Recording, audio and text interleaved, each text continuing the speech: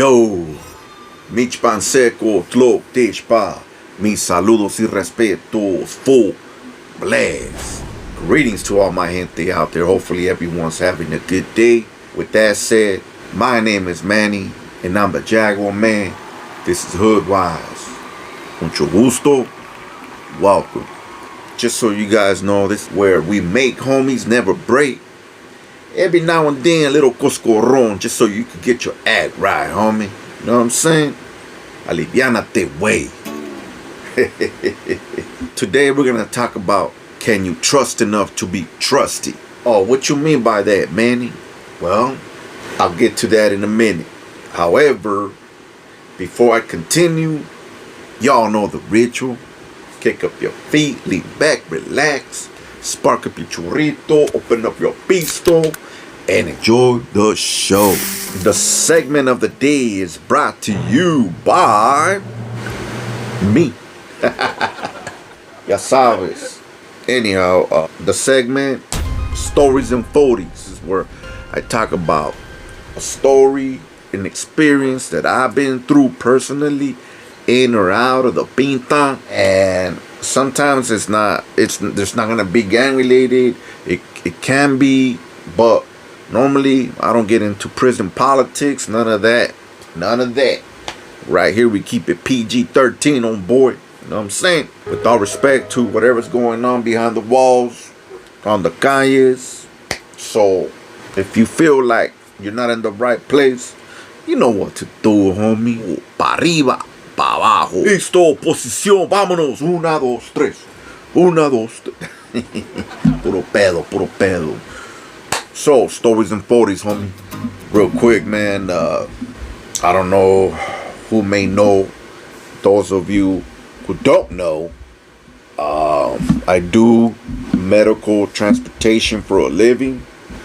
I come across a lot of unfortunate situations that get you thinking about life, or whether you have a purpose or not. It makes you reevaluate where you stand. I do non-emergency transportation, where we transfer patients to dialysis, medical appointments, dental, anything to do with medical. Pick up people from the hospitals, take them to their destination, back and forth. I'm part of the psych unit. Ay, wey, 5150. Estoy loco.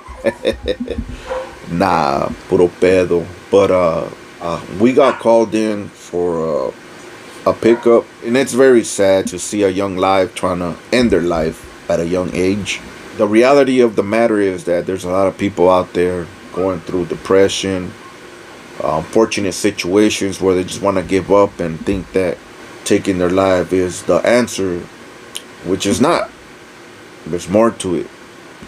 And I know it's easier said than done, because I'm not maybe put in a situation, but in this matter, it's a young lady from Texas, maybe early 20s, mid 20s, moved to California, moved away from her family. Didn't really get too deep into it, but from what I understood, she left her home having problems with her mom, no support, with the intentions of coming to California to benefit from the medical opportunities, benefits that California has to offer. So she got housed, government helped her get a place, collecting SSI due to maybe her mental conditions or whatever it may be. Young, very young, and already collecting SSI, so that should tell you a lot there. What gained my attention was how there's people out there with evil intentions trying to take advantage of young ladies. And this is pretty much for young ladies, young homies, or anyone out there. You could be young, dumb, you could be old and grumpy, but unfortunately there's people out there trying to take advantage of other people. And this is one of the situations where I guess the girl had a mental breakdown.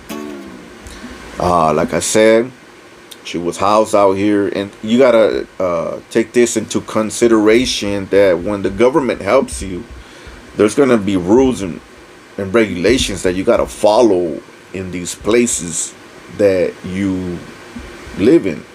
And one of her conditions was she couldn't have people over or sleep over. I guess I don't know how technical this gets.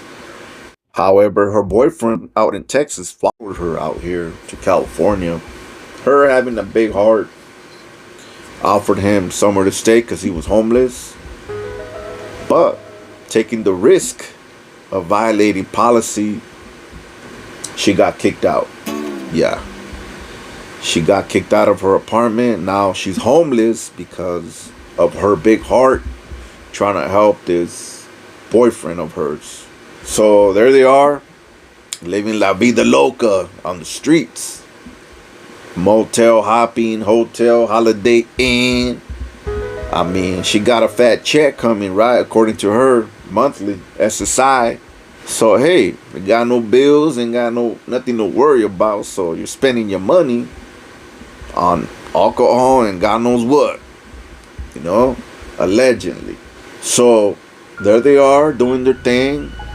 And this guy has an agenda. Him and his little buddy, his little homie, tag along, all the way from Texas, came to follow this girl. Got her kicked out.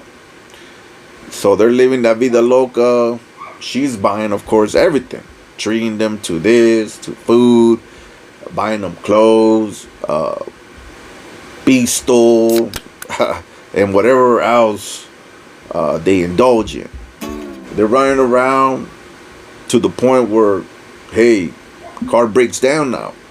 They used her to her last penny.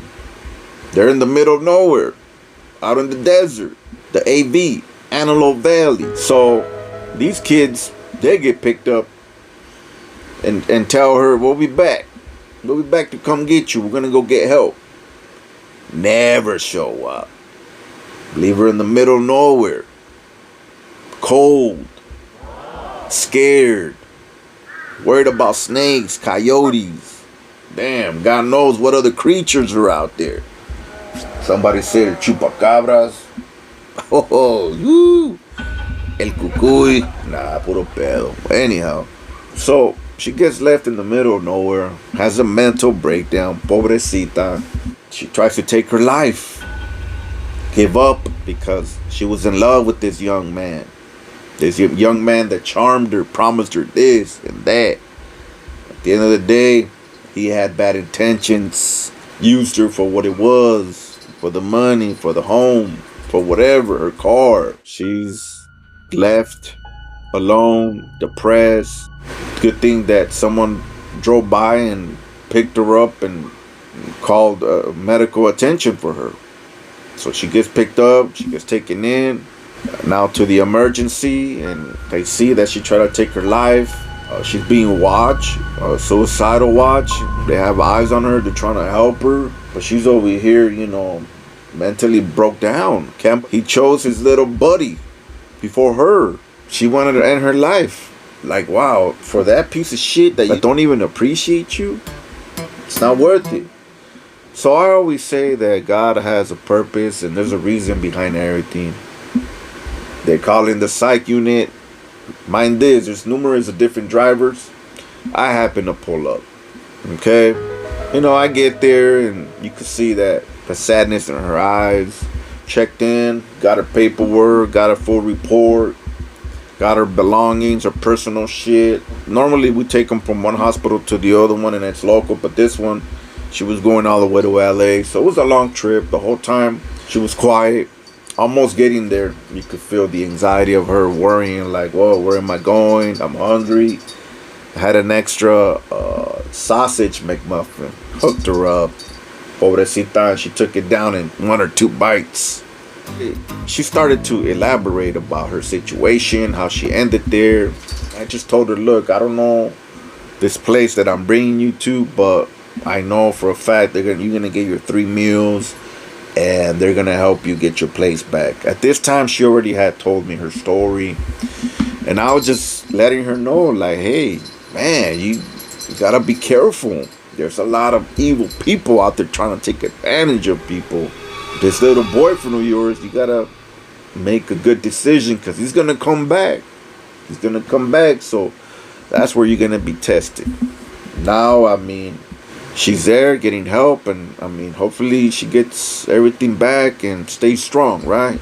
But the moral of the story is that I thought I could use this to bring out a message to the young people out there, young women, or anyone in particular, no matter your age. You gotta be careful who you trust. You gotta be careful who you associate with. God gave me the chance to give her a little advice, and I thought I'd use this story as an example of what happens out there on the street.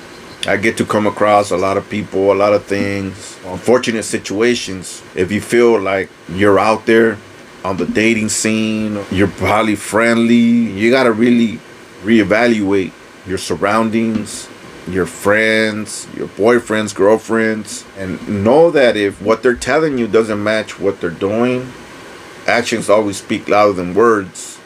You gotta really take notice of that.